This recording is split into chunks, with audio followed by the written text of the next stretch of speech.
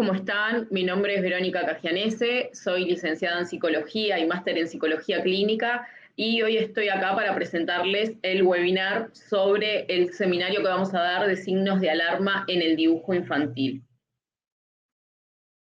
En primera instancia vamos a comentar un poco a quién va dirigido el seminario que vamos a estar presentando. Este seminario está dirigido a estudiantes de psicología, de psicomotricidad, también pediatras, todo el personal del área de la salud y también todo el personal docente en general y personal que trabaje con niños. Pero también es importante aclarar que también pueden asistir padres y madres porque en realidad no es necesario tener conocimientos previos para poder hacer este seminario. Si bien tiene una impronta psicológica, y yo explico mucho desde la psicología, ser psicóloga justamente, que sepan que es un seminario donde van a poder entender todo lo que voy a decir sin tener ninguna base previa. Entonces, vamos a hablar un poquito del programa del seminario de dibujo infantil. En una primera instancia, lo que vamos a hacer es hacer un análisis y ver qué significa el dibujo en general en nuestra cultura. Entonces, vamos a ver que el dibujo tiene un peso cultural donde los primeros dibujos se ubicaban desde la época de las cavernas y se usaban como medio de comunicación. O sea, ya desde que el hombre empezó a existir, que se usa el dibujo como un medio de comunicación, ¿verdad?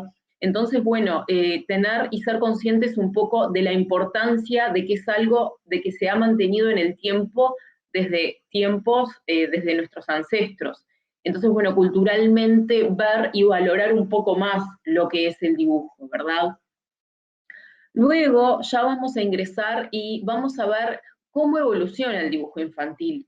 Acá sí ya nos vamos a meter más en lo que es el dibujo del niño en sí, y vamos a ver un poco cómo evoluciona el dibujo del niño, desde que el bebé logra agarrar un lápiz y hacer los primeros garabatos, qué significa eso, que el niño agarre un lápiz y raye en una hoja, que de repente para nosotros puede resultarnos un poco natural o esperable, ¿verdad? Pero saber que para que el niño logre agarrar un lápiz y hacer sus primeros garabatos, tiene que haber una coordinación entre la mano, entre el brazo, conocimientos, maduración psicológica, maduración psicomotriz, son una cantidad de variables, las variables biológicas también, una cantidad de variables que se tienen que conjugar para que el niño pueda hacer sus primeros garabatos, ¿verdad? Entonces acá vamos a ver un poco cómo evoluciona después el niño, después de que logra hacer los primeros garabatos y esa satisfacción que le provoca, más que nada esa descarga motriz, luego va evolucionando y logra hacer lo que le llamamos el renacuajo, ¿verdad? Son los primeros trazos que logra hacer el niño que tienen ya forma parecida a lo que va a ser la figura humana, ¿verdad? Bueno, ahí vamos a hacer un poco el análisis de a qué edad es esperable que dibuje el niño, qué elementos, por ejemplo, a partir de qué edad se espera que dibuje brazos y piernas, a partir de qué edad se espera que dibujen ojos, nariz y boca, qué pasa si no los dibuja, ¿verdad? También ver un poco el tema cultural y el tema de estimulación, ¿verdad? Y vamos a poder ver la diferencia entre niños que están adecuadamente motivados y apoyados por su entorno y los niños que tienen un entorno un poco más abandónico. Y ahí vamos a poder ver las diferencias de la evolución en el dibujo infantil, cómo desde lo cultural y desde lo social eso también impacta en el dibujo del niño, ¿verdad? Y bueno, y ahí luego ver el desarrollo del dibujo más en la etapa de la latencia, cuáles son las características de esos dibujos de los niños en la etapa alrededor de los 8 años, qué pasa con esos dibujos, y luego ya vamos a adentrarnos en lo que es la adolescencia, ¿verdad? ¿Qué pasa con el dibujo en el adolescente? Cuando están esos cambios físicos y psíquicos tan evidentes que viven en la adolescencia, ¿qué pasa ahí con el dibujo? El dibujo cambia y tiene otro significado. bueno, vamos a ver dibujos de adolescentes y vamos a poder analizarlos, identificar justamente qué es lo que pasa en esta etapa de la vida del ya no niño. También vamos a ver en esta unidad 1 un poco cómo influyen las nuevas tecnologías en la evolución del dibujo infantil. ¿Qué pasa? Por ejemplo, hoy en día con las tablets pasa que los niños muchas veces empiezan a dibujar antes con una tablet que con un papel y un lápiz.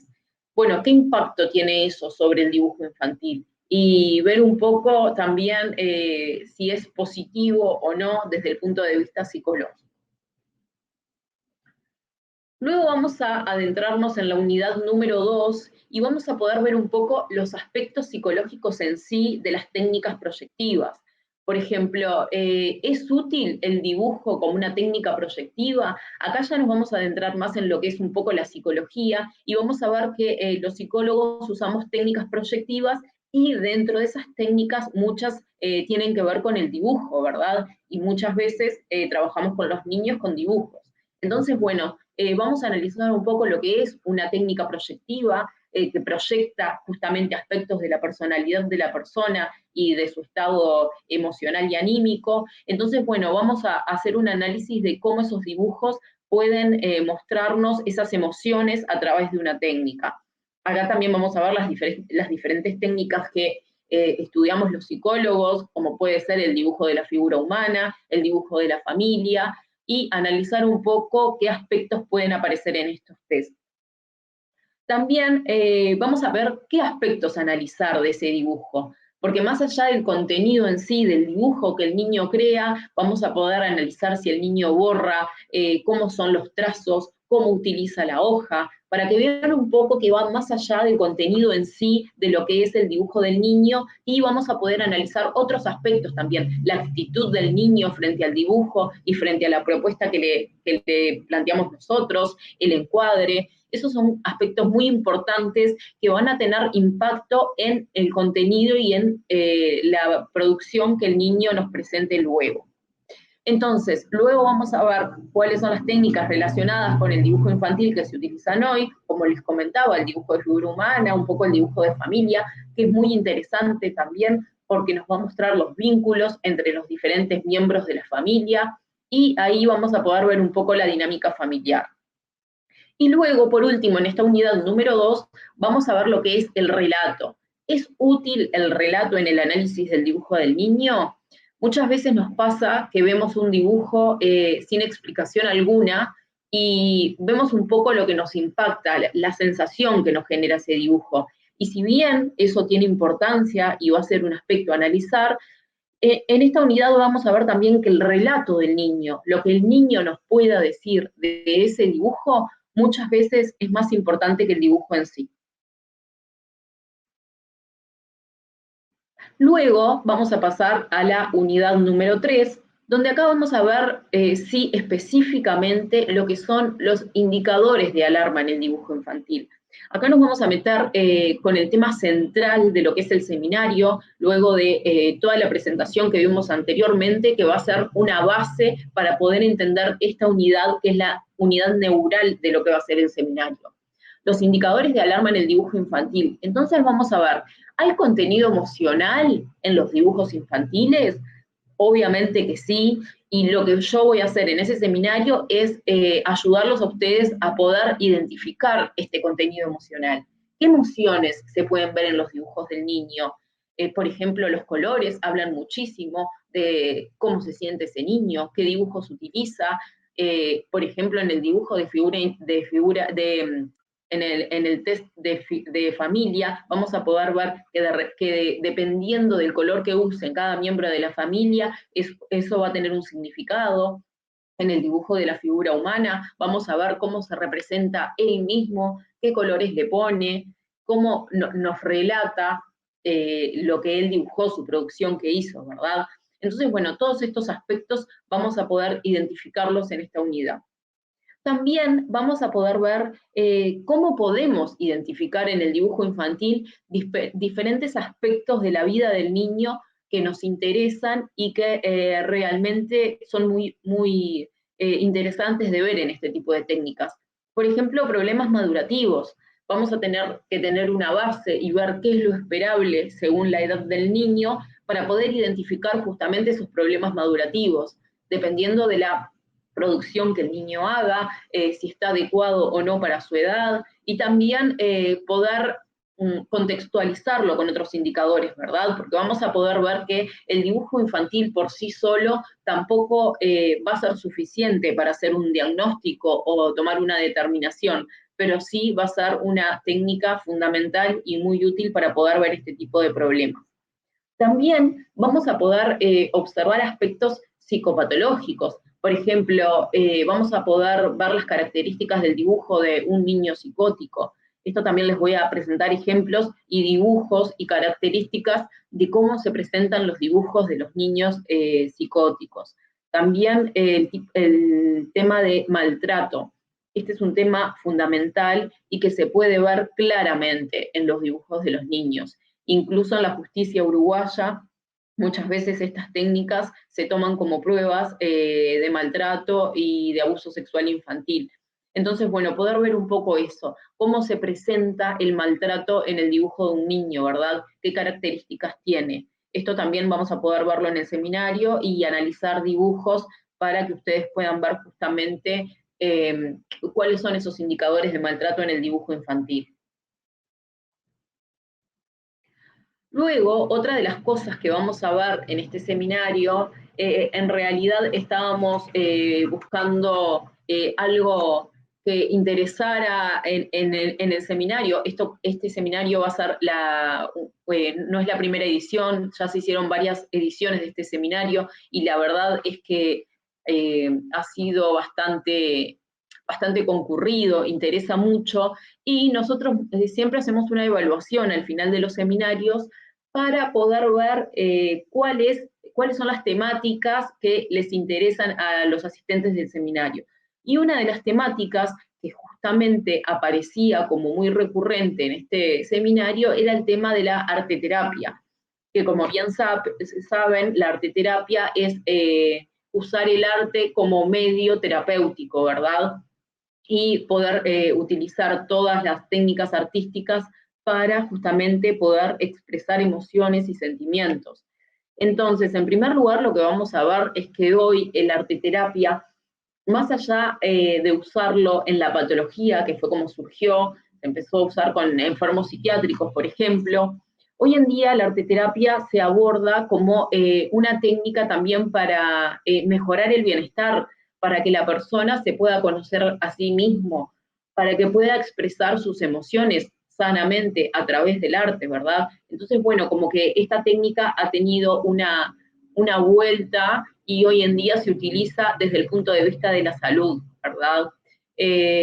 Después, acá en la unidad de arteterapia, también vamos a poder ver el caso de Frida Kahlo, que se los quiero contar porque el caso de Frida desde el punto de vista psicológico es algo muy icónico y que nos muestra claramente cómo Frida logró a través del dibujo y de la pintura poder proyectar sus sentimientos y su dolor.